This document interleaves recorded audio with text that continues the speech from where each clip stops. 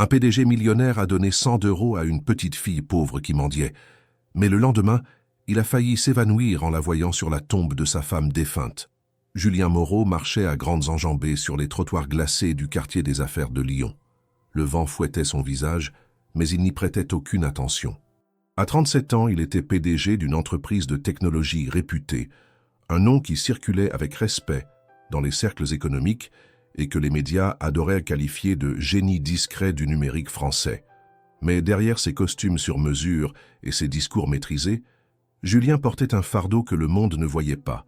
Depuis la mort de Camille, 2 ans plus tôt, son quotidien n'était plus qu'un enchaînement de chiffres, de présentations et de silence.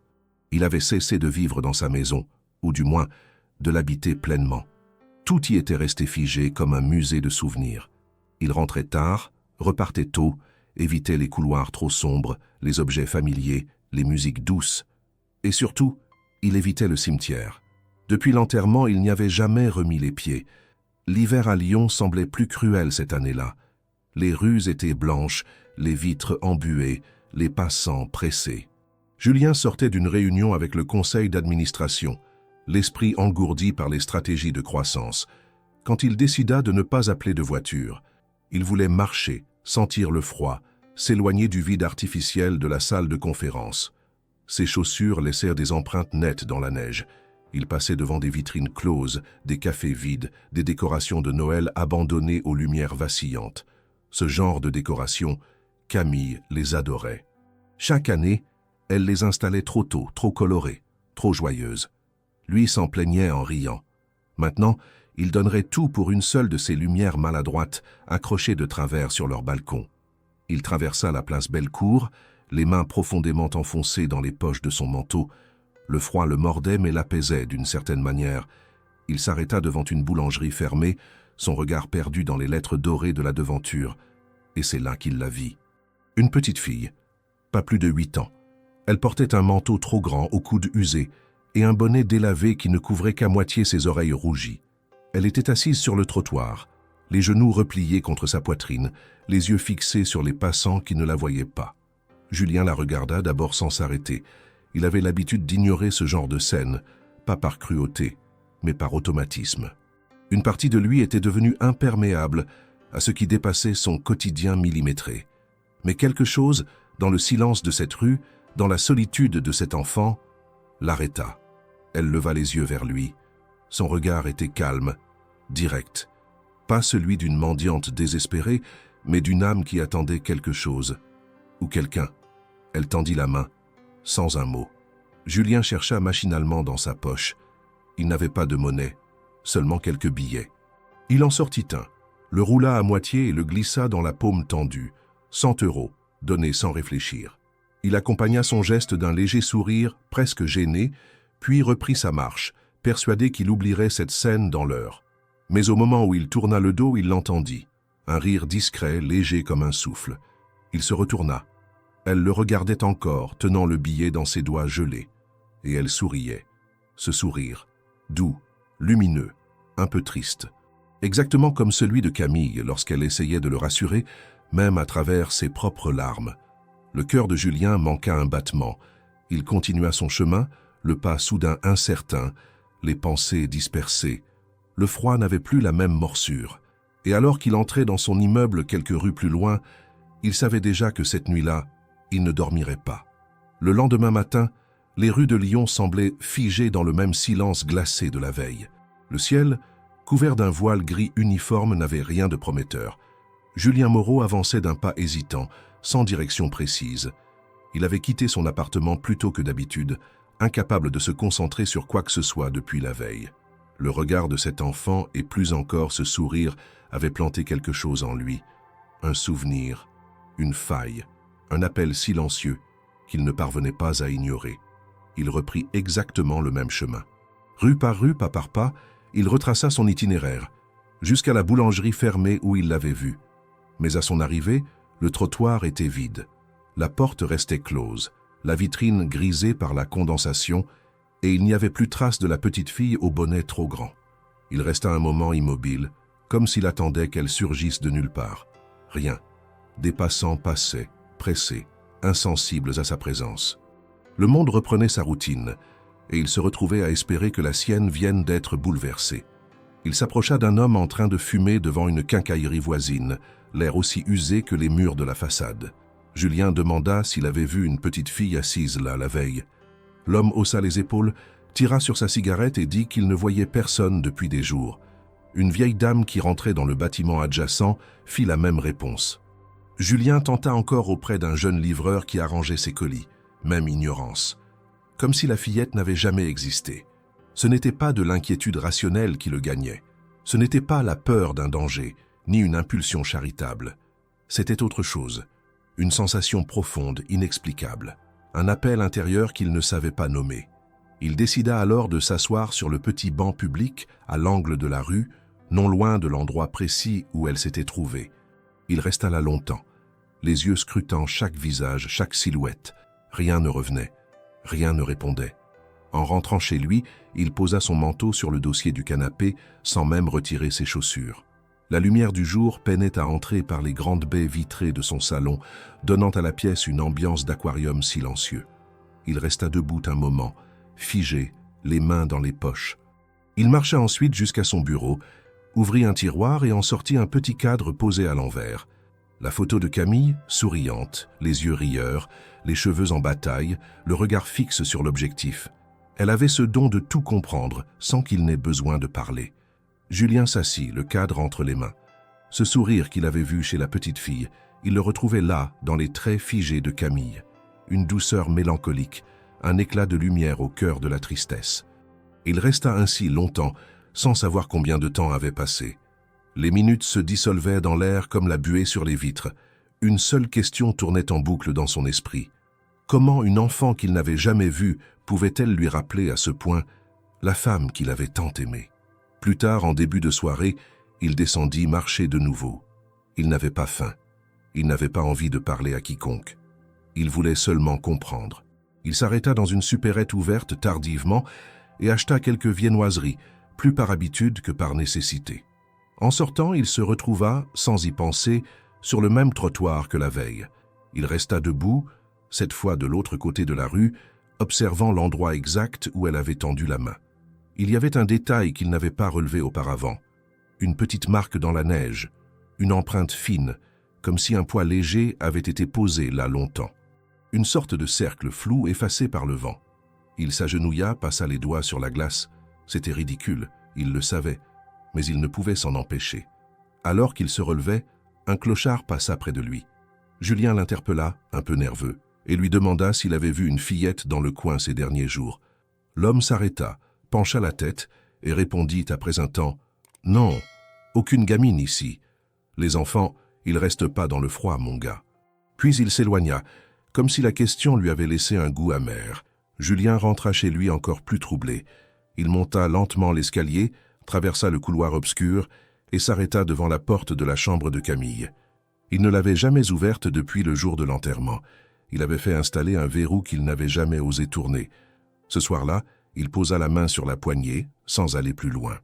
Il resta là, debout, le front appuyé contre le bois, à écouter son propre souffle. Il rêva d'elle cette nuit-là, mais pas comme d'habitude. Elle ne pleurait pas, elle ne lui parlait pas. Elle souriait. Derrière elle, il y avait une petite fille aux boucles sombres et au bonnet trop grand. Et elle le regardait ensemble. Le rêve se termina sans bruit et Julien se réveilla en sursaut, les draps collés de sueur froide, le cœur battant fort.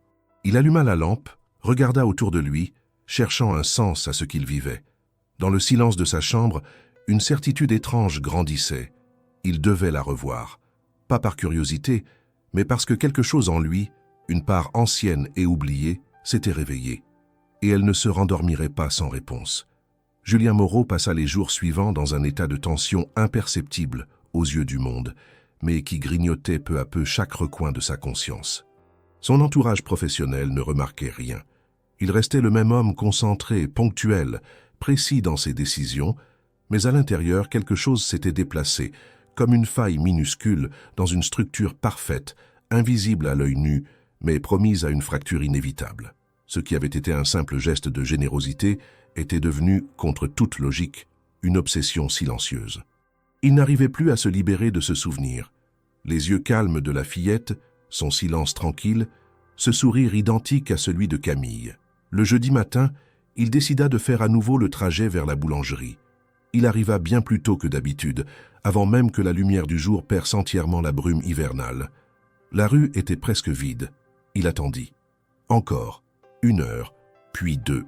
Le froid lui mordait les joues et les mains, mais il restait là, debout, comme s'il jouait une partition dont il ignorait le refrain. Elle ne vint pas. Pas même une silhouette d'enfant à l'horizon.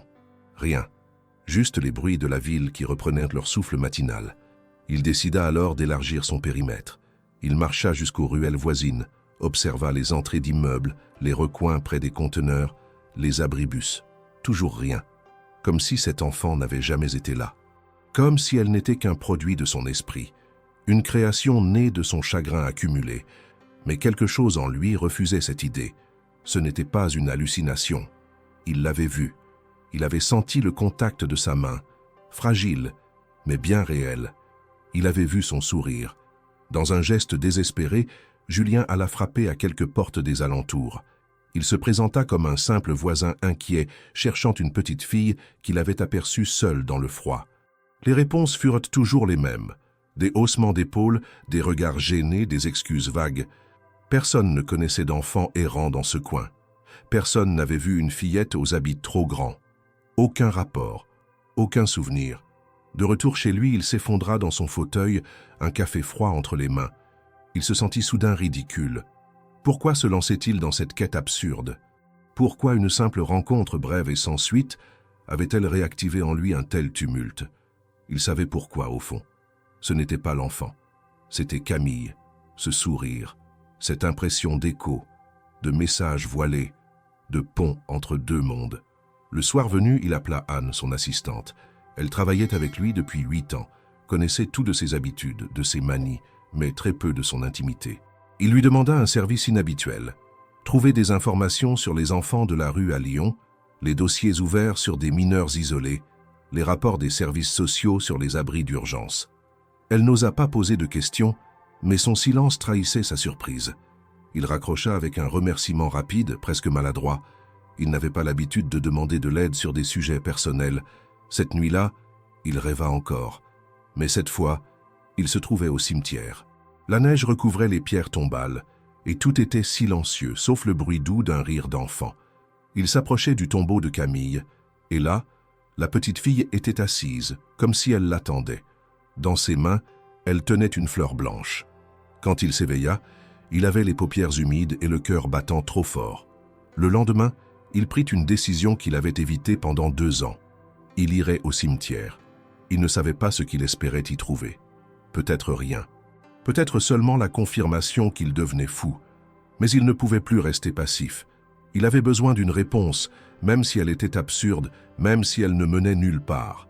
Avant de partir, il ouvrit un tiroir de sa commode et en sortit une vieille écharpe de laine appartenant à Camille. Elle portait encore, très faiblement, son parfum. Il la serra un instant contre son visage, puis l'enroula autour de son cou comme une armure invisible. En sortant, il jeta un coup d'œil au ciel. Il ne neigeait pas encore, mais les nuages étaient lourds. Sur le chemin du cimetière, chaque pas semblait le rapprocher non d'un lieu, mais d'un moment suspendu. Il n'y était pas revenu depuis l'enterrement, et il redoutait autant les souvenirs que le silence.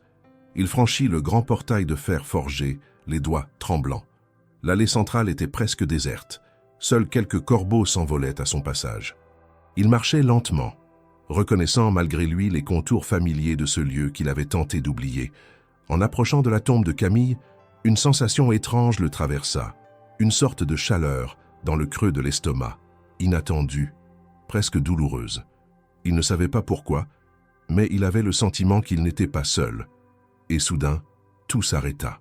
Devant la tombe, assise sur le sol enneigé, se tenait la fillette. Elle portait les mêmes vêtements que la première fois, mais cette fois, elle tenait une fleur dans ses mains, une camélia blanche. Julien s'immobilisa, le souffle coupé. Il n'osait pas parler, ni bouger. La petite fille leva les yeux vers lui, calmement. Il sentit son cœur ralentir et battre à la fois. Il était devant quelque chose qu'il ne comprenait pas, quelque chose qui défiait toute logique. Ce moment suspendu ne dura que quelques secondes. Mais pour Julien, C'était comme si le temps entier avait basculé dans ce regard. Le vent soufflait plus fort que jamais ce matin-là, comme si la ville elle-même retenait son souffle. Julien marchait dans les allées du cimetière avec la lenteur de ceux qui n'ont pas décidé s'ils voulaient réellement arriver au bout du chemin. Il sentait sous ses pas le craquement des feuilles mortes mêlées à la fine pellicule de neige qui couvrait le sol.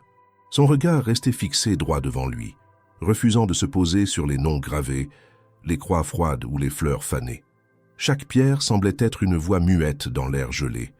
Il approchait de la section où reposait Camille, et à mesure que la distance diminuait, quelque chose en lui se tendait. Sa respiration devenait plus lourde. Il ne se souvenait pas exactement de la disposition des tombes alentours, mais il savait parfaitement reconnaître celle de Camille.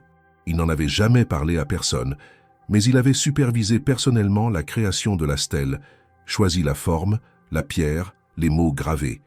C'était un dernier acte d'amour, un hommage silencieux à celle qu'il avait tant aimée. Et pourtant, il n'avait jamais eu le courage de revenir la voir depuis l'enterrement. Aujourd'hui, tout changeait. Ce qu'il vit en tournant à gauche dans l'allée centrale le figea sur place. Là, juste devant la pierre blanche de Camille, se trouvait la petite fille. Elle était assise, les jambes croisées sur le sol, les mains reposant sur ses genoux, tenant une fleur blanche d'une pureté saisissante.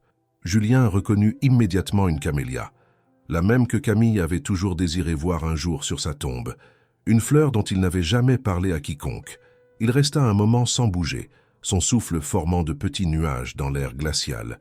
Il ne comprenait pas, il ne voulait pas comprendre. La fillette leva doucement les yeux vers lui. Son regard n'exprimait ni surprise ni peur. C'était un regard plein d'une sagesse tranquille, presque ancienne. Elle se leva lentement, tenant toujours la fleur dans sa petite main gantée, et s'avança vers lui de quelques pas. Julien sentit son cœur battre à une vitesse qu'il ne maîtrisait plus. Il s'attendait à 1000 choses, à 1000 explications, mais ce qu'elle dit le laissa sans voix. « Camille m'a dit d'attendre ici aujourd'hui. » Sa voix était douce, claire, posée, pas tremblante, pas hésitante. Julien recula d'un pas, pris d'un vertige profond. Il tenta de formuler une phrase, une question, un mot. Rien ne sortit. Le nom de Camille, dans la bouche de cet enfant, sonnait comme une note d'un morceau oublié, retrouvé par hasard. Il ouvrit la bouche, tenta de parler. « Comment tu connais ?» Mais il n'eut pas le temps de finir. La fillette s'avança un peu plus, lui tendit la fleur blanche, puis la posa doucement sur la tombe. Elle se retourna ensuite, lui lança un dernier regard et dit simplement « Merci pour les 100 €. C'était important. » Puis elle s'éloigna, marchant lentement entre les tombes, sans se presser, sans crainte, comme si elle connaissait parfaitement les lieux. Julien resta figé. Son corps entier tremblait, non pas de froid, mais d'un mélange de stupeur, d'incrédulité et de quelque chose d'autre, de plus ancien, de plus enfoui. Il ne pouvait détacher son regard de la silhouette frêle qui disparaissait peu à peu entre les allées, comme un mirage qui se dissipe. Lorsqu'elle fut hors de vue, il s'avança enfin vers la tombe. Il s'agenouilla avec précaution, les jambes molles, et observa la camélia blanche posée au pied de la pierre. Elle n'était pas achetée dans un commerce. Elle semblait fraîchement cueillie, naturelle, d'une beauté simple et sauvage. Il passa doucement les doigts sur les pétales.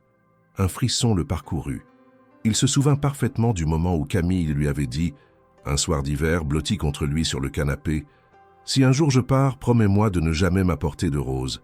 Ce que je voudrais, c'est une camélia blanche, discrète, sincère. » Il n'avait jamais révélé cette conversation. Pas même à Anne, pas même à ses parents. Il l'avait gardée pour lui, comme un secret doux amer, un testament muet. Et pourtant, cet enfant qu'il ne connaissait pas, venait de déposer exactement cette fleur sur la tombe. Comment pouvait-elle le savoir? Qui lui avait dit? Que signifiait tout cela? Il resta agenouillé longtemps, perdu dans ses pensées. L'air devenait de plus en plus mordant. Ses doigts s'engourdissaient, mais il ne bougeait pas. Chaque image de Camille lui revenait, de leur premier regard échangé lors d'un séminaire jusqu'à leur dernière nuit silencieuse à l'hôpital. Elle lui manquait, chaque jour, chaque nuit. Mais aujourd'hui, c'était différent. Aujourd'hui, il avait l'impression qu'elle lui avait parlé à travers une autre. Une enfant inconnue surgit de nulle part, déposant un message qu'il ne savait pas encore déchiffrer. Quand enfin il se leva, il jeta un dernier regard à la fleur. Il ne la toucha pas. Il ne la prit pas. Elle devait rester là. Elle appartenait à Camille, ou à ce qui liait désormais Camille à cet enfant étrange. Il quitta le cimetière sans se retourner, le pas lourd, l'esprit encore plus encombré que lorsqu'il était arrivé. Ce soir-là, chez lui, il ne mangea pas. Il resta assis dans le noir, le visage tourné vers la fenêtre. Il ne voulait pas penser, mais il ne pouvait pas faire autrement. Chaque image, chaque mot, chaque geste de la fillette repassait dans sa tête comme un film muet. Il savait désormais qu'il ne pouvait plus faire semblant que rien n'était arrivé. Cette rencontre, cette fleur, ce nom prononcé, tout cela formait un message. Il ne savait pas encore lequel, mais il allait le découvrir. Julien rentra chez lui ce dimanche-là, comme on rentre d'un rêve trop réel, les pas incertains, le souffle suspendu. Il monta lentement les escaliers de son immeuble, les doigts crispés sur la rampe, le regard vide. Lorsqu'il entra dans son appartement, il laissa tomber son manteau au sol, chose qu'il n'avait jamais faite auparavant. L'étoffe glissa sur le parquet sans bruit. Il ne remarqua même pas. Sa tête tournait encore de tout ce qu'il venait de vivre, ou de ce qu'il croyait avoir vécu. Il se dirigea vers le salon, s'assit dans son fauteuil et resta là, les coudes sur les genoux, les mains jointes devant sa bouche. Il ne pensait pas, il ne parlait pas. Il existait simplement, dans le silence. Les mots de la fillette résonnaient encore dans sa tête. Elle avait dit « Camille m'a dit d'attendre ici aujourd'hui ». Il les repassait en boucle, essayant de trouver un sens, une faille, une explication rationnelle. Il se refusait à croire à un hasard. Elle connaissait le nom de Camille. Elle savait où se trouvait sa tombe. Elle portait la camélia blanche, et elle avait parlé avec une telle assurance, une telle certitude, comme si elle n'avait fait qu'accomplir une mission confiée par quelqu'un qu'elle connaissait bien. Julien se leva brusquement, traversa le couloir d'un pas décidé, ouvrit la porte du bureau et alluma son ordinateur. Il passa la soirée entière à chercher des dossiers, des articles, des rapports. Il tapa tous les mots-clés qui lui vinrent en tête. Enfant disparu à Lyon, petite fille sans abri, signalement récent, camélia, cimetière, apparition. Les résultats étaient soit trop nombreux, soit totalement hors sujet. Il ne trouva rien qui puisse relier une fillette comme celle-ci à une quelconque base de données publiques. Il alla jusqu'à explorer des forums ésotériques, des discussions d'anonymes sur des présences ressenties dans les cimetières. Rien de solide, rien qui explique. Le lendemain matin, il appela Anne avant même qu'elle n'arrive au bureau. Il lui demanda de le rejoindre chez lui. Elle accepta sans discuter, bien qu'étonnée par la voix tendue qu'elle avait entendue à l'autre bout du fil. Lorsqu'elle entra dans le salon, elle remarqua aussitôt l'état du lieu, des feuilles éparpillées, des recherches à moitié imprimées, la table encombrée de notes griffonnées. Julien, pourtant toujours impeccablement organisé, semblait avoir plongé dans un désordre mental qu'elle n'avait jamais vu chez lui. Il lui raconta tout, lentement, sans rien omettre. La rencontre dans la rue, le sourire, les 100 €, la disparition, la recherche vaine, puis la visite au cimetière. Il lui raconta la fleur, les mots, le regard. Il observa son visage pendant qu'il parlait. Anne ne le coupa pas une seule fois. Elle écoutait, les bras croisés, les yeux légèrement plissés, comme si elle tentait de démêler ce qu'il disait entre réalité et imagination. Quand il eut terminé, un silence s'installa. Elle prit une profonde inspiration avant de parler. « Tu veux que je t'aide à comprendre qui elle est ?» Julien hocha la tête. Il ne chercha pas à convaincre ni à insister. Il savait qu'Anne l'aiderait. Il l'avait toujours su. Elle avait été là pour lui pendant les mois les plus sombres, après la mort de Camille. Elle connaissait son chagrin, et elle ne le jugeait jamais. Elle se mit aussitôt au travail. Elle contacta des associations, des foyers d'accueil, des centres pour mineurs isolés. Elle utilisa ses réseaux, ses relations dans l'administration et passa plusieurs heures à consulter des bases internes. Julien la regardait faire, partagée entre espoir et peur. Il n'aurait su dire ce qu'il désirait le plus, que la fillette soit réelle, avec un nom, un dossier, une histoire. Ou que tout cela reste dans le mystère, comme un message venu d'un ailleurs où Camille lui parlerait encore. En fin d'après-midi, Anne eut un premier indice. Une éducatrice d'un centre d'accueil temporaire mentionna une fillette récemment apparue, sans papier, sans prénom clair, qui refusait de parler d'elle-même. Elle ne restait jamais plus d'un jour dans le même endroit, disparaissant souvent sans prévenir. Julien sentit son cœur bondir. Il demanda l'adresse. Mais à son arrivée, la directrice lui annonça qu'elle était déjà partie. Comme d'habitude, elle laissait parfois des dessins derrière elle, toujours les mêmes motifs, fleurs blanches, silhouettes féminines, visage calme. Julien demanda à les voir. On lui montra une boîte où étaient rangés plusieurs feuillets. Il en sortit un au hasard. Il y avait un visage de femme dessiné au crayon, avec des cheveux ondulés et une expression douce. Et dans un coin, un petit mot. « Je dois attendre encore ». Julien ferma les yeux. Il reconnut immédiatement les traits de Camille. Il rentra ce soir-là avec le dessin dans la main. Il ne voulait plus douter. Il ne voulait plus fuir cette vérité qui se dessinait lentement, trait après trait. Cette enfant n'était pas seulement une inconnue. Elle était un lien, une passerelle entre ce qu'il avait perdu et ce qu'il devait encore découvrir. Ce n'était pas une coïncidence, ce n'était pas une folie. C'était un appel. Et il savait maintenant qu'il devait répondre. Le lendemain matin, Julien se leva sans réveil, comme tiré du sommeil par une urgence intérieure. Il s'habille rapidement, enfile un manteau, attrape le dessin de la veille et descend dans la rue sans même boire son café. Le vent est tranchant, l'hiver pèse sur la ville comme une couverture humide, mais il ne s'en soucie pas. Il a une destination claire, l'orphelinat municipal de la Croix-Rousse. Un endroit qu'il n'a jamais visité auparavant, mais qui lui semble aujourd'hui vital. Il ne sait pas ce qu'il y trouvera. Peut-être rien, peut-être une trace. Il ne cherche pas à rationaliser. Il suit une intuition. Arrivé devant le bâtiment, austère et gris, il est accueilli par une directrice méfiante, les bras croisés et les sourcils froncés. Julien explique qu'il cherche une petite fille, sans nom précis, qu'elle semble apparaître dans divers centres sans laisser de traces durables. Il décrit ses habits, ses cheveux sombres, son regard calme. Il montre le dessin. La femme reste silencieuse quelques secondes, puis lui demande d'attendre dans une petite salle d'attente glaciale pendant qu'elle vérifie les registres récents. Julien s'assoit, serre le dessin entre ses doigts. Il se souvient d'un soir d'hiver semblable à celui-ci, où Camille lui avait raconté comment, enfant, elle allait régulièrement déposer des fleurs sur la tombe de son grand-père. Elle disait que les cimetières étaient des lieux de mémoire, mais aussi de passage, de dialogue muet. Il n'avait jamais compris cette idée à l'époque. Il commence à comprendre maintenant.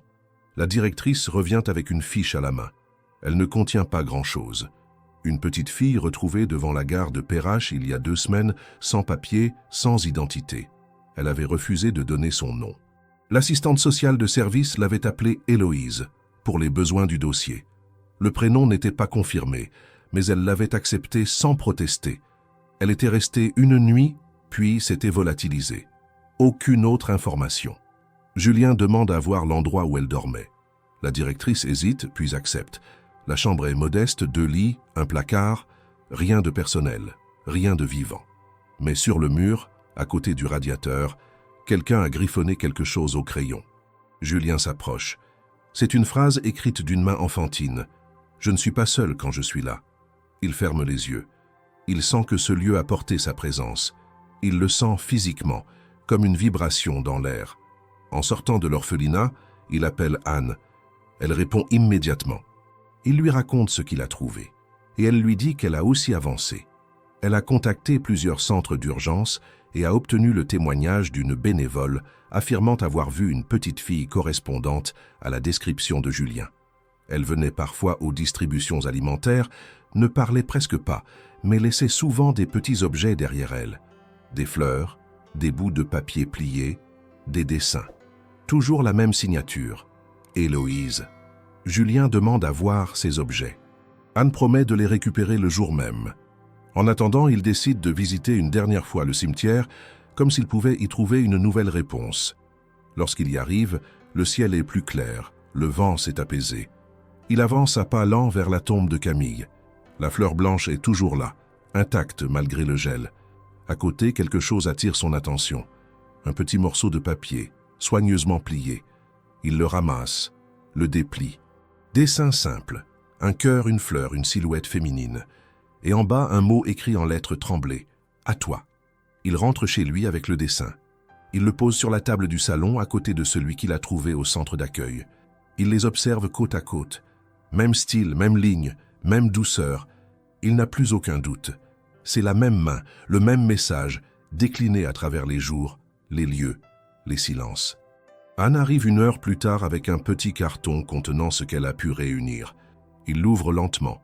À l'intérieur, 3 dessins supplémentaires. Dans l'un, une femme aux cheveux bouclés tend la main à une petite fille. Dans l'autre, une maison avec 2 silhouettes à l'intérieur. L'une grande, l'autre petite. Et dans le dernier, un simple mot, Camille.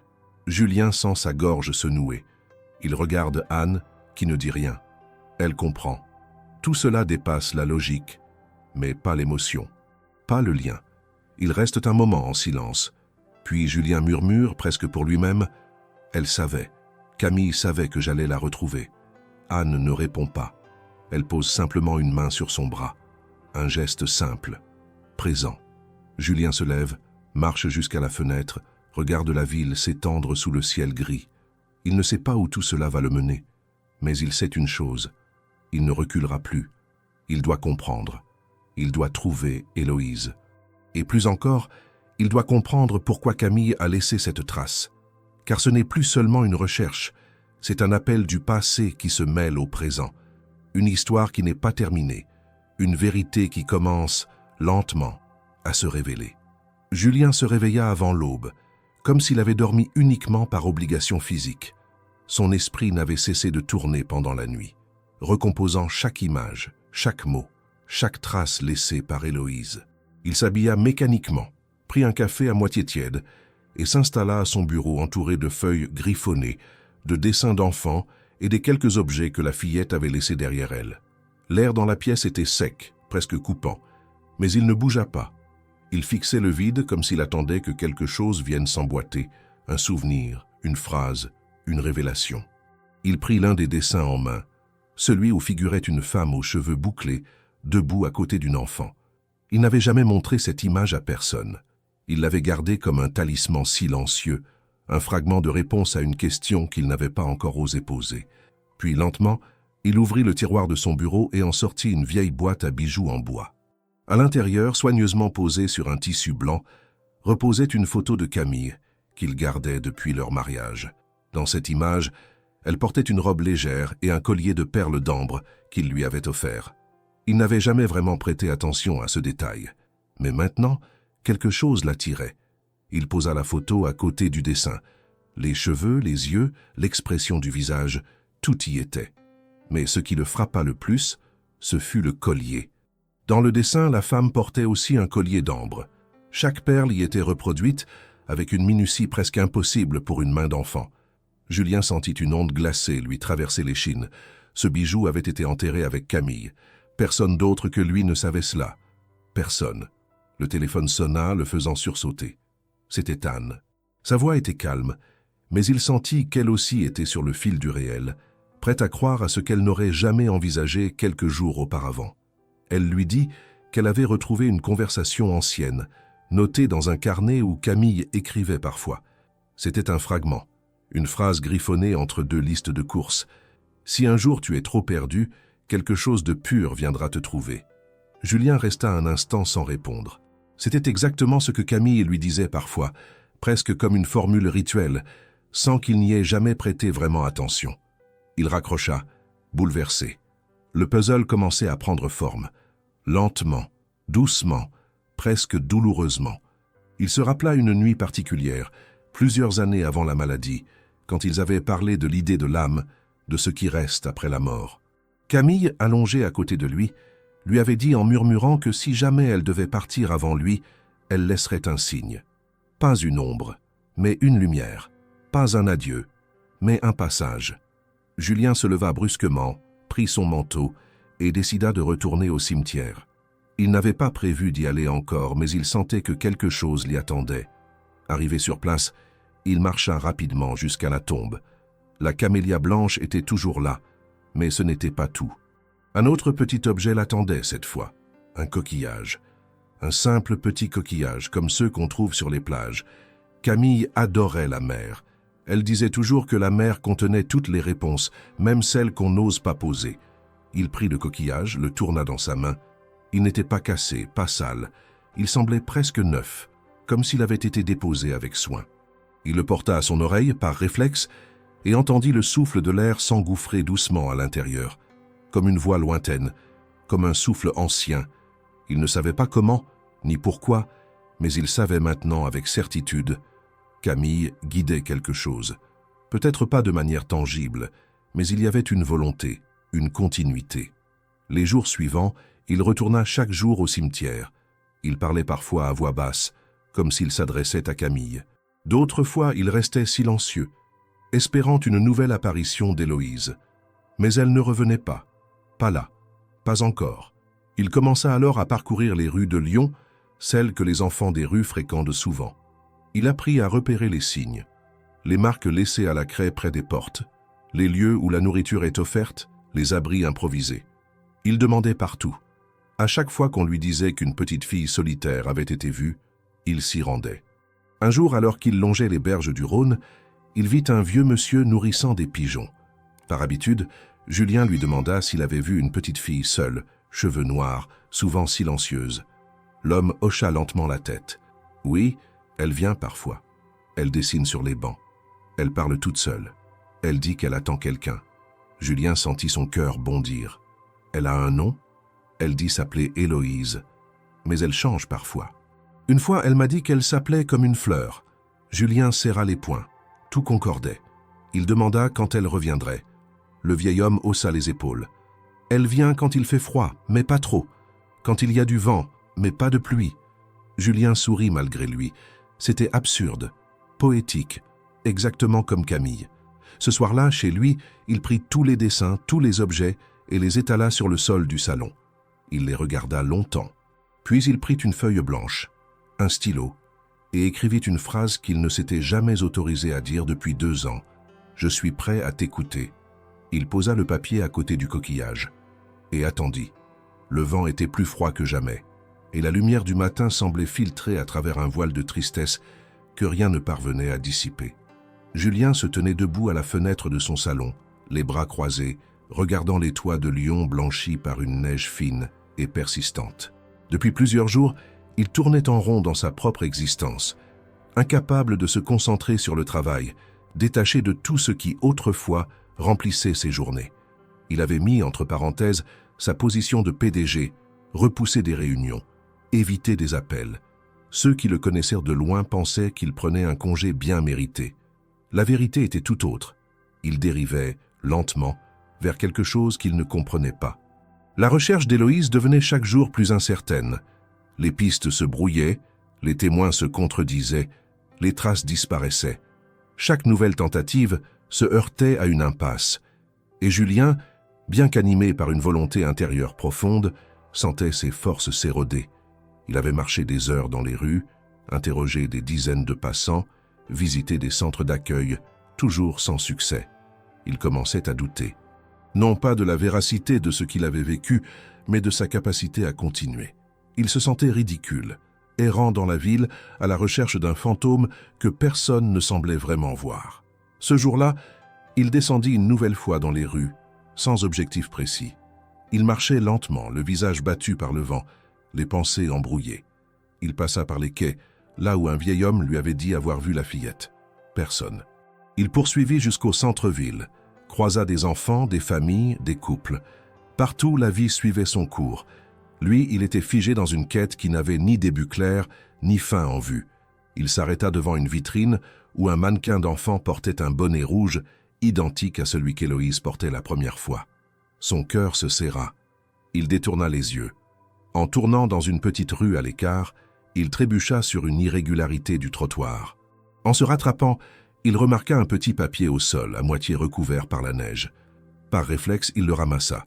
Ce n'était pas un papier quelconque. C'était un dessin, une fleur blanche, au crayon de couleur, avec une précision et une délicatesse qu'il reconnaîtrait entre mille. Et en bas, écrit avec soin, « Camille ». Il sentit ses jambes fléchir. Il s'agenouilla, serrant le dessin contre lui, le cœur battant à un rythme insoutenable. Il ne savait pas s'il devait pleurer, rire, crier. Il resta là, au milieu de la rue, incapable de se relever. Une passante s'approcha pour lui demander s'il allait bien. Il fit un geste de la main sans la regarder, incapable de parler. Lorsqu'elle s'éloigna, il se leva lentement, les yeux encore humides, et regarda autour de lui. Il n'y avait personne, Mais ce dessin n'était pas là par hasard. Il savait que ce n'était pas un hasard. C'était un message, un signe qu'il ne devait pas abandonner. Une main tendue depuis un monde qu'il ne comprenait pas, mais qui le connaissait intimement. Il rentra chez lui, le dessin soigneusement protégé dans sa poche intérieure. En arrivant, il alluma toutes les lumières, comme pour chasser les ombres. Il posa le dessin sur la table du salon à côté des autres. C'était bien le même style, la même main. Il le savait maintenant sans l'ombre d'un doute. Héloïse ne s'était pas évaporée. Elle laissait des traces. Elle guidait ses pas. Et il avait failli tout abandonner au moment même où elle avait tendu la main. Ce soir-là, il resta debout longtemps, observant les dessins, les objets, les mots laissés. Puis il se dirigea vers la chambre qu'il n'avait jamais osé ouvrir depuis la mort de Camille. Il sortit la clé qu'il gardait toujours sur lui, l'inséra dans la serrure et tourna doucement. La porte s'ouvrit dans un grincement discret. L'air à l'intérieur était figé, presque sacré. Tout était comme elle l'avait laissé. Les livres sur la table de chevet, un foulard posé sur le dossier d'une chaise, une photo d'eux sur la commode. Il entra, sans bruit, comme s'il pénétrait dans un sanctuaire. Il s'approcha de la bibliothèque, effleura les tranches des romans qu'elle aimait. Son regard fut attiré par un carnet posé à moitié ouvert. Il ne se souvenait pas l'avoir vu là. Peut-être l'avait-il simplement oublié. Il le prit, l'ouvrit doucement. À l'intérieur, des notes, des pensées, des petits poèmes, et, entre deux pages, une phrase entourée de plusieurs cercles au stylo. « Si quelqu'un te ressemble sans te connaître, écoute. » Julien resta immobile, le carnet entre les mains. Il sentait que Camille lui parlait à travers ces pages, à travers cet enfant, à travers chaque trace laissée dans le monde. Et cette fois, il comprit. Il comprit que l'amour ne meurt pas avec un corps. Il traverse le temps, les peurs, les doutes. Il revient sous d'autres formes, dans d'autres voies, avec d'autres visages. Il prit une profonde inspiration et referma doucement le carnet. Il ne faillirait plus. Il irait jusqu'au bout, peu importe où cela le mènerait. Et au fond de lui, il savait. Héloïse était quelque part, non pour lui faire oublier Camille, mais pour l'aider à la retrouver autrement. À comprendre ce que les mots seuls n'avaient jamais pu lui dire. Il n'était plus seul. Il ne l'avait jamais été. Il ne neigeait pas ce matin-là, mais l'air conservait cette pesanteur silencieuse, propre au jour où le ciel semble suspendu. Julien sortit de chez lui avec une seule idée en tête, comme si son corps savait exactement où aller, avant même que sa pensée ne l'ait formulée clairement. Il avait appris, grâce à un contact qu'Anne avait activé, qu'une petite fille correspondant à la description d'Héloïse avait été aperçue dans une maison d'accueil temporaire située à la périphérie de Lyon. Contrairement aux précédentes fois, l'information semblait fraîche, précise, concrète. Elle remontait à moins de 24 heures. L'enfant avait été vu en train de dessiner, assise sur un tapis, silencieuse, observant les autres sans vraiment s'y mêler. Julien se précipita sans prévenir personne, le cœur battant à tout rompre. Il traversa la ville comme on traverse un rêve qui menace à tout instant de se dissiper. Le trajet lui parut à la fois trop long et trop court. Lorsqu'il arriva devant la maison d'accueil, un bâtiment modeste aux murs légèrement défraîchis, il sentit ses jambes trembler. Il sonna. Une femme d'une 50aine d'années ouvrit, le regard méfiant. Il se présenta, expliqua rapidement qu'il cherchait une enfant, qu'il pensait qu'elle était là. La femme l'invita à entrer sans poser de questions, comme si elle comprenait déjà ce qu'il portait dans ses yeux. À l'intérieur, l'ambiance était calme. Quelques enfants jouaient dans une pièce à côté, sous la surveillance discrète d'une animatrice. Julien jeta un regard rapide. Son souffle se suspendit. Au fond de la salle, assise à même le sol, un cahier de dessin posé devant elle, une petite fille au bonnet tricoté observait calmement la feuille qu'elle coloriait. Elle leva les yeux. Leurs regards se croisèrent. Elle ne sourit pas. Elle ne sembla pas surprise. Elle dit simplement d'une voix douce et tranquille, comme si elle l'avait toujours su, « Tu as mis du temps ». Julien sentit un poids immense se délester de ses épaules. Il s'approcha lentement, s'agenouilla à côté d'elle. Elle ne recula pas. Elle tourna légèrement son cahier pour qu'il voie ce qu'elle dessinait. C'était une fleur, blanche, comme toujours. Mais cette fois, à côté de la fleur, il y avait une maison. Et dans la fenêtre de cette maison, deux silhouettes côte à côte, une grande et une petite. Julien déglutit avec difficulté. Il demanda son prénom. Elle répondit simplement « Héloïse ». Puis elle ajouta « C'est le nom qu'elle m'a donné ». Julien n'osa pas demander qui était elle. Il connaissait déjà la réponse. Il observa autour de lui, vit d'autres dessins posés sur une table basse. Il les regarda un par un. Dans l'un d'eux, une femme aux cheveux bouclés tendait la main à une enfant. Dans un autre, un jardin rempli de camélias. Dans un troisième, une silhouette d'homme seul, puis une autre image, où cette même silhouette tenait la main d'un enfant. Les scènes semblaient raconter une histoire, leur histoire. Il demanda s'il pouvait lui parler seul à seul. La responsable accepta, à condition que cela se fasse dans une pièce voisine avec la porte ouverte. Ils s'installèrent sur 2 fauteuils usés dans une petite salle de jeu désertée. Julien prit une inspiration cherchant les bons mots, mais Héloïse le devança. « Je savais que tu viendrais. Elle me l'a dit dès le début. Elle a dit que tu mettrais du temps, mais que tu comprendrais, et que je devais t'attendre. » Julien resta silencieux. Il ne voulait pas briser le fil fragile de cette voix qui portait plus de vérité que 1000 discours. Il demanda doucement « Tu la connaissais ?» Héloïse hocha lentement la tête. « Elle m'a aidé un jour. J'étais tombé. Il y avait du sang sur mon genou. C'était devant un grand portail en fer. Elle est venue. Elle s'est penchée. Elle a mis sa main ici, dit-elle en montrant sa jambe, et ça ne faisait plus mal. Elle m'a dit de ne pas avoir peur, et qu'un jour, quelqu'un viendrait. » Julien ferma les yeux. Le portail en fer, le cimetière. Il connaissait chaque détail. Il tenta de demander quand cela s'était produit, mais Héloïse haussa les épaules. « Je ne sais pas. Le temps, pour moi, c'est bizarre. Parfois c'est long, parfois c'est court. Mais elle est revenue. Pas toujours en vrai. Parfois juste dans mes rêves. Parfois dans les fleurs. Je sais qu'elle était là. » Julien la regarda bouleversé.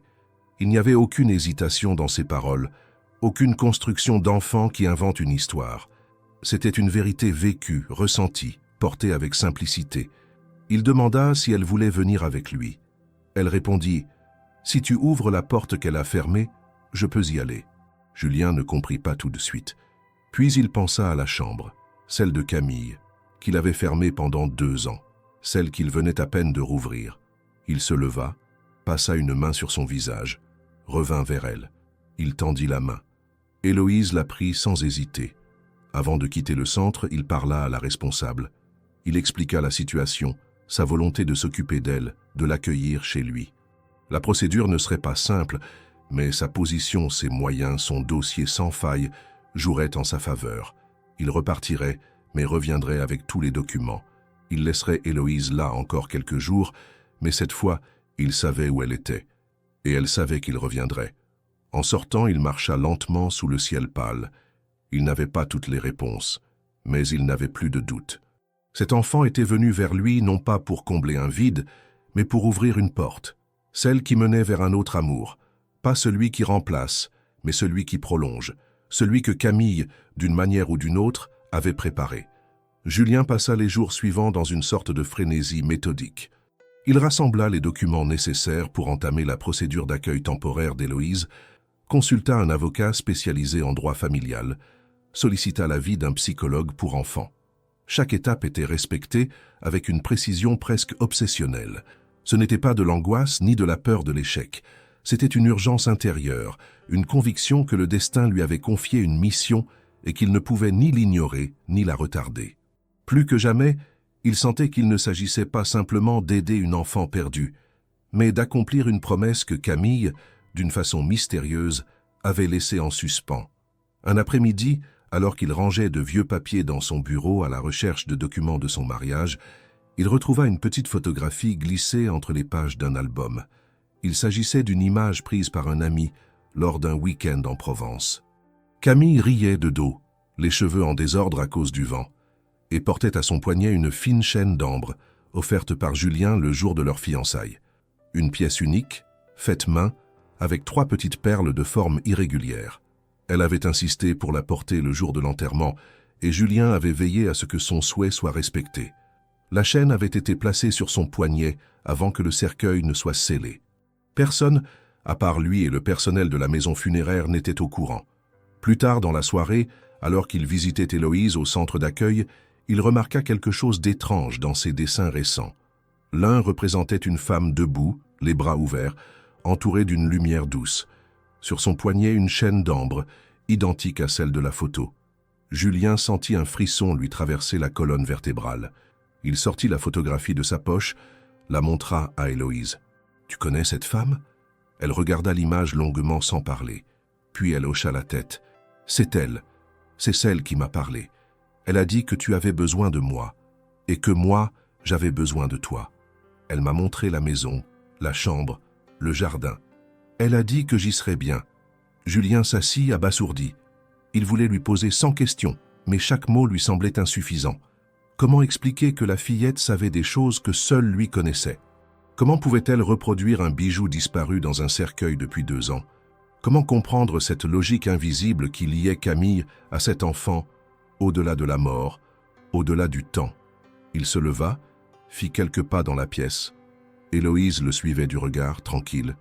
Il revint vers elle, s'agenouilla. « Comment sais-tu tout ça? Qui t'a appris à dessiner ça ?» Elle pencha la tête, posa une main sur son bras et répondit d'une voix si calme qu'elle semblait flotter dans l'air. « Je n'ai pas appris. Je me souviens. Ce n'est pas pareil. » Julien sentit ses yeux se remplir de larmes. Il n'y avait pas de théorie, pas de raisonnement à chercher. Il y avait seulement cette vérité nue, simple, impossible à réfuter. Héloïse portait quelque chose de Camille. Pas une possession, pas une réincarnation, mais un lien, un prolongement, un souvenir vivant. Quelque chose que l'amour, à travers l'inexplicable, avait gravé dans l'âme d'une enfant. Le soir, en rentrant chez lui, Julien entra dans la chambre de Camille. Il n'avait rien changé depuis qu'il l'avait rouverte. Il s'assit sur le lit, regarda les objets autour de lui. Chaque détail lui parlait d'elle. Mais pour la première fois, cette pièce ne lui semblait plus figée. Elle était redevenue vivante. Elle attendait. Il pensa à la phrase qu'Héloïse avait dite. « Si tu ouvres la porte qu'elle a fermée, je peux y aller. » Cette porte, il l'avait ouverte, et maintenant, c'était à elle d'entrer. Il se leva, ouvrit le grand placard et commença à retirer les objets, les boîtes, les vêtements soigneusement pliés. Non pas pour les jeter, mais pour les intégrer à un nouvel espace. Il transforma peu à peu la chambre. Le lit double fut remplacé par un lit une place. Les murs furent éclaircis, les rideaux changés. Il ajouta une petite étagère, quelques livres pour enfants, un tapis doux au sol. Il conserva quelques objets de Camille, intégrés avec délicatesse, comme pour dire « Tu es toujours là, mais tu donnes la place à une nouvelle vie. » 2 jours plus tard, les papiers étaient prêts. Il retourna à la maison d'accueil accompagné d'un représentant des services sociaux. La procédure d'accueil temporaire fut enclenchée. L'accord fut donné. Héloïse allait venir chez lui. Il n'y avait pas de fête, pas de scène d'adoption spectaculaire. Juste un sac à dos, un manteau chaud, une main dans la sienne, et un silence partagé, rempli de tout ce qui n'avait pas besoin d'être dit. Dans la voiture, elle regardait par la fenêtre, tranquille. « Tu sais que c'est ici que je devais aller, dit-elle simplement. Julien acquiesça. « Moi aussi, je le sais maintenant. » Lorsqu'ils arrivèrent, il lui montra la maison, la cuisine, le salon. Puis il ouvrit la porte de la chambre, laissa Héloïse entrer seule. Elle marcha doucement, posa ses yeux sur chaque objet, toucha le bord du lit, s'approcha de la fenêtre. Puis elle se retourna, le regarda et dit « Elle serait contente. » Julien sentit son cœur se serrer. Il s'approcha, posa une main sur l'épaule de la fillette. « Moi aussi, je suis content. » Ce soir-là, la maison ne fut plus silencieuse.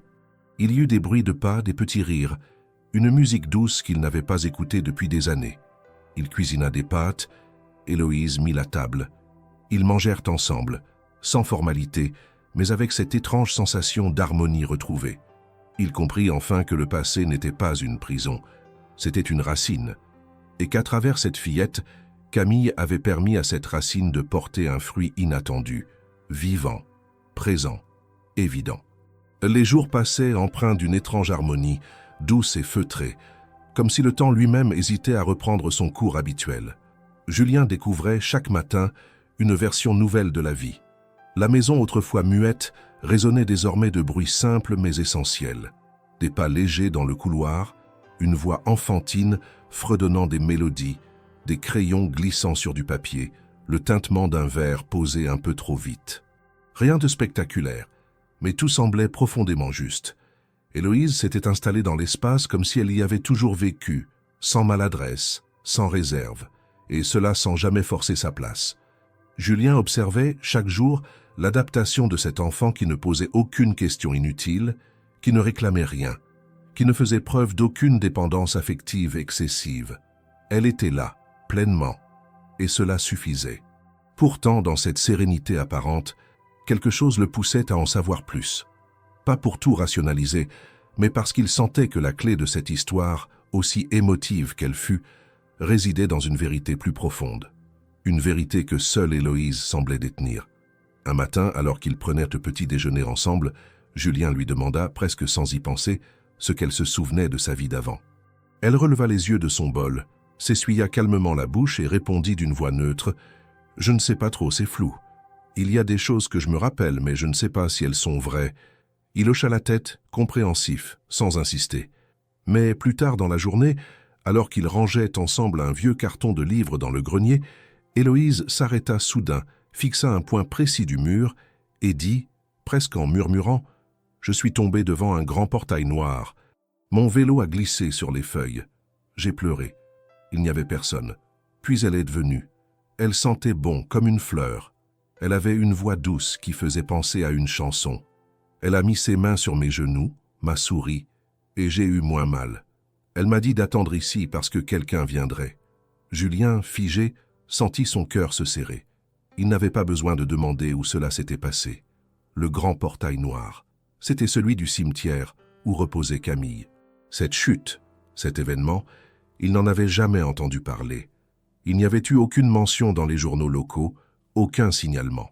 Et pourtant, la précision du souvenir, la douceur du récit, le détail de l'odeur, tout concordait avec Camille. Il s'agenouilla doucement à côté d'elle. « Tu l'as vue souvent, cette femme ? Pas comme on voit les gens dans la rue. C'est différent. Parfois dans mes rêves, parfois dans les choses que je trouve, dans les fleurs, dans les voix. Une fois, j'ai trouvé un ruban dans la neige. Il n'y avait personne, mais je savais que c'était elle. » Julien se leva, tourna lentement dans la pièce, luttant pour ne pas laisser ses émotions le submerger. Il comprenait que ce qu'il vivait dépassait toute tentative d'explication logique. Il ne s'agissait pas de religion, ni de spiritualité vague.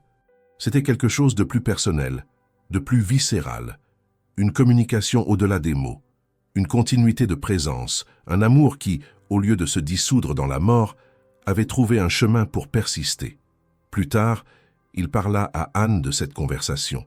Elle ne tenta pas de lui faire entendre raison, ne chercha pas à minimiser l'expérience. Elle se contenta de dire « Tu l'as aimé profondément. Peut-être qu'elle a trouvé un moyen de t'aimer encore, à travers cet enfant. » Ce soir-là, Julien s'installa avec Héloïse dans le salon, un album photo sur les genoux. Il lui montra des images de Camille, des moments de leur vie ensemble, des voyages, des éclats de bonheur passés. Héloïse les regardait avec attention, silencieuse. À un moment, elle pointa une photo prise dans le jardin d'enfance de Camille, où elle jouait avec d'autres enfants. « Elle m'a montré cet endroit, dans un rêve. Il y avait un cerisier. Tu ne vois pas l'arbre ici, mais il était juste derrière. » Julien sentit ses jambes se raidir. Le cerisier. Il était là, en effet, juste derrière le photographe ce jour-là. Camille lui en avait souvent parlé.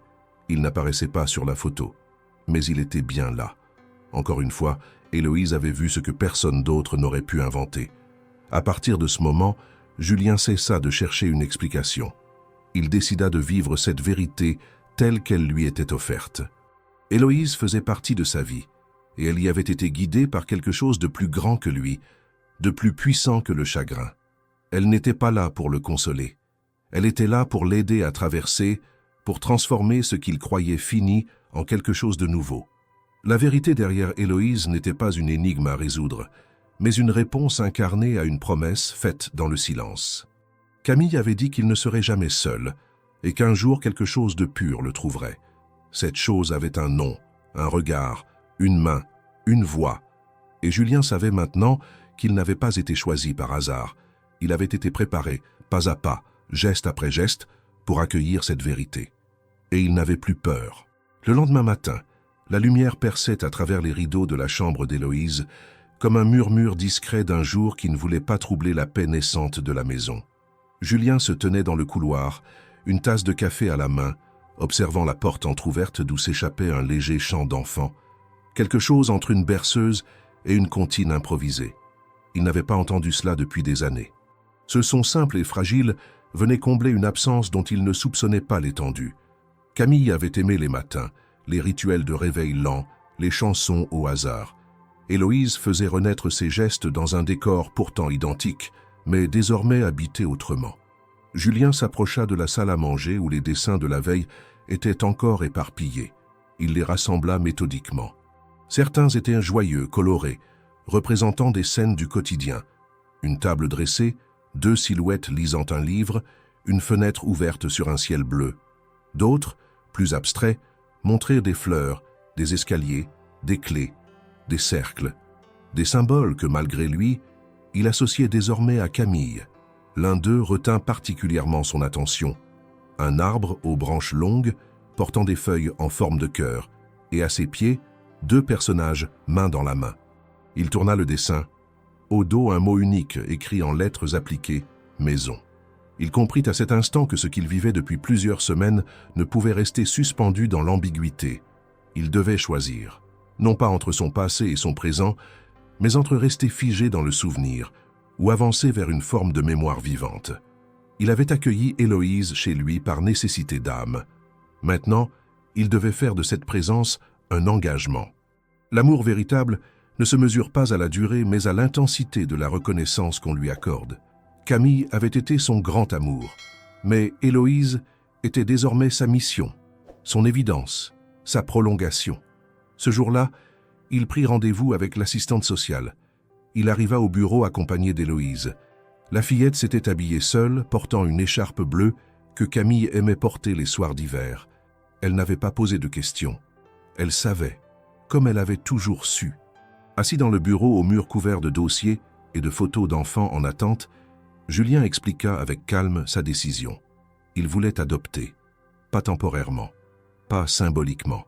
Il voulait lui donner son nom, sa protection, sa maison.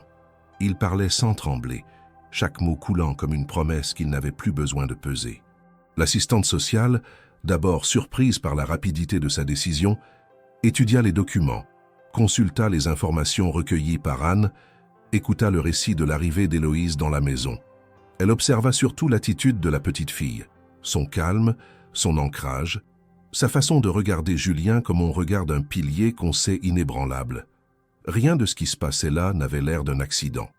Tout respirait l'évidence. La procédure fut lancée. Par chance, Héloïse était officiellement sans attache, sans famille recensée, sans antécédents médicaux ni judiciaires. Aucun obstacle administratif ne vint retarder la démarche. Les mois suivants furent rythmés par les visites, les entretiens, les évaluations. Julien ne s'opposa à rien. Il ouvrit sa vie comme on ouvre les fenêtres après un hiver trop long. Chaque inspecteur, chaque psychologue, chaque intervenant ressortait de ces entretiens avec un même constat. Cette union était naturelle. Aucun des deux ne semblait avoir besoin de prouver quoi que ce soit. Ils vivaient déjà comme un père et sa fille. Dans la maison, les changements s'accumulaient, non pas par obligation, mais par spontanéité. Le salon se transforma. Les photos de Camille restèrent, mais accueillirent de nouvelles images, des dessins, des objets fabriqués à la main. Le piano, longtemps resté muet, retrouva ses notes. Héloïse aimait s'asseoir à côté, poser ses petits doigts sur les touches, improviser des harmonies timides que Julien accompagnait avec maladresse. Il redécouvrit la musique, non comme un art, mais comme une conversation. Camille, elle aussi, jouait. Et parfois, dans une certaine lumière du soir, il avait l'impression d'entendre 3 présences jouer ensemble. Le grenier devint un atelier d'histoire. Héloïse inventait des contes qu'il écrivait. Elle dessinait, il reliait. Ensemble, ils créèrent un livre, une sorte de mémoire vivante. Ils l'appelèrent « Le jardin invisible ». Ils racontaient l'histoire d'une petite fille qui cherchait une voie perdue, guidée par une fleur blanche qu'elle retrouvait toujours, peu importe où elle allait. Ce n'était pas une fiction, c'était leur histoire. Parfois, Julien se surprenait à pleurer, pas de tristesse, mais de plénitude, des larmes qui n'étaient pas des soupirs, mais des reconnaissances. Il savait que la douleur de la perte ne disparaîtrait jamais, mais elle s'était transformée, en attention, en transmission, en geste. Camille ne revenait pas, mais elle était là, dans le choix qu'il avait fait, dans l'espace qu'il avait ouvert, dans la main qu'il avait tendue à Héloïse. Et plus le temps passait, plus il sentait que l'amour ne se partageait pas. Il se multipliait. Il ne remplaçait pas. Il ajoutait. Chaque rire d'Héloïse, chaque mot prononcé avec insouciance, chaque regard posé sur lui avec confiance était une réponse à une question que Camille avait laissée ouverte, et Julien, enfin, avait osé y répondre. Par un choix, un geste, une vie nouvelle. Le printemps s'était discrètement installé sur Lyon, déposant une lumière douce sur les pavés de la vieille ville, remplissant l'air d'une odeur nouvelle, entre terre humide et promesse de renouveau. Julien marchait aux côtés d'Héloïse, main dans la main, leurs pas parfaitement accordés comme ceux de deux musiciens jouant une mélodie apprise sans partition. Il y avait dans leur démarche une sérénité qui ne se fabriquait pas, une sorte de symphonie silencieuse entre deux êtres qui s'étaient trouvés au moment exact où ils étaient prêts à se reconnaître. Ils venaient de passer la matinée à la librairie où Julien aimait s'attarder. Héloïse avait choisi un livre illustré sur les constellations.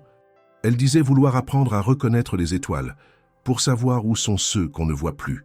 Julien n'avait rien répondu. Il avait seulement posé la main sur sa tête, doucement, comme on scelle une vérité sans mots. Leur quotidien s'était tissé de ces gestes simples, ces rituels sans grands éclats mais lourds de sens. La maison respirait désormais à leur rythme.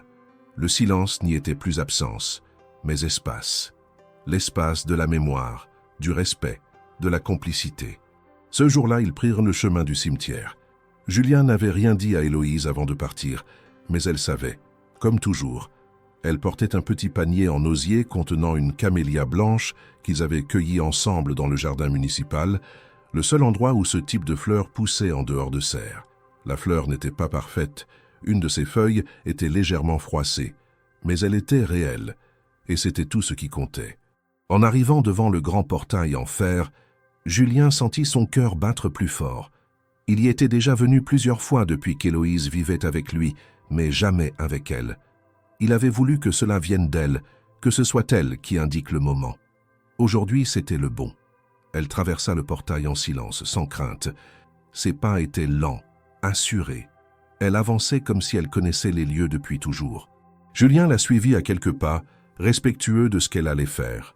Arrivée devant la tombe de Camille, Héloïse s'agenouilla. Elle caressa la pierre du bout des doigts, sans tristesse.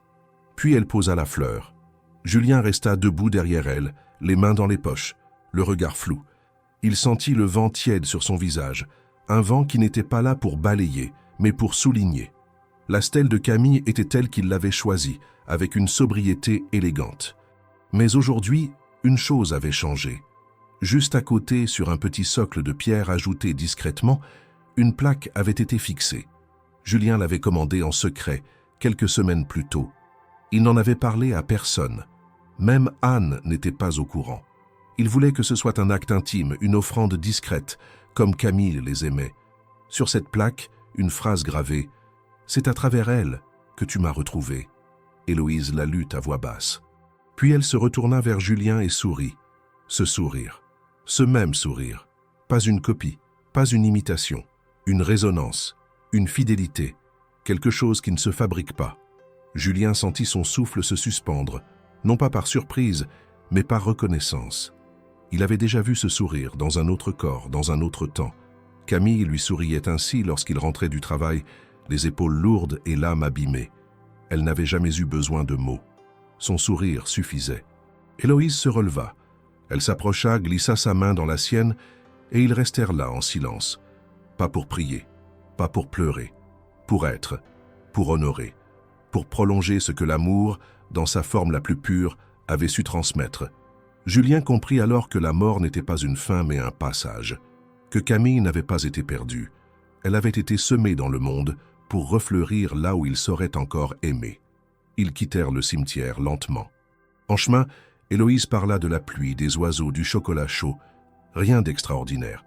Mais chaque mot tombait comme une note juste. La vie avait repris sa voix. Une voix douce, stable, ouverte. En passant devant une boutique fermée depuis longtemps, Julien se souvint de ce jour glacé où tout avait commencé. Il revoit la silhouette d'une enfant tendant la main. Il revoit l'instant où il a donné 100 € sans réfléchir. Il comprend maintenant. Ce n'était pas un don. c'était une réponse. Ce soir-là, chez eux, Julien sortit une boîte où il conservait les lettres que Camille lui avait écrites. Il entendit une à Héloïse. Elle l'ouvrit. À l'intérieur, quelques lignes. « Si un jour tu doutes de moi, regarde autour. Je serai là, partout où ton cœur saura reconnaître. Je ne suis pas parti. J'ai changé de forme. » Ils restèrent assis sur le canapé sans allumer la télévision. La lampe de chevet éclairait doucement la pièce. Sur la table, un dessin d'Héloïse, une main tendue, une fleur blanche, un sourire. Julien regarda l'enfant et sut enfin que l'histoire qu'il vivait n'était pas un remplacement, mais une continuité. Une ligne droite à travers les tempêtes, une lumière discrète mais constante. Et il sourit. Pas ce sourire social, forcé ou contenu. Un sourire entier, profond, vrai. Un sourire que Camille aurait reconnu. Un sourire que la vie, dans sa sagesse invisible, avait su restaurer à travers la main d'une fillette inconnue.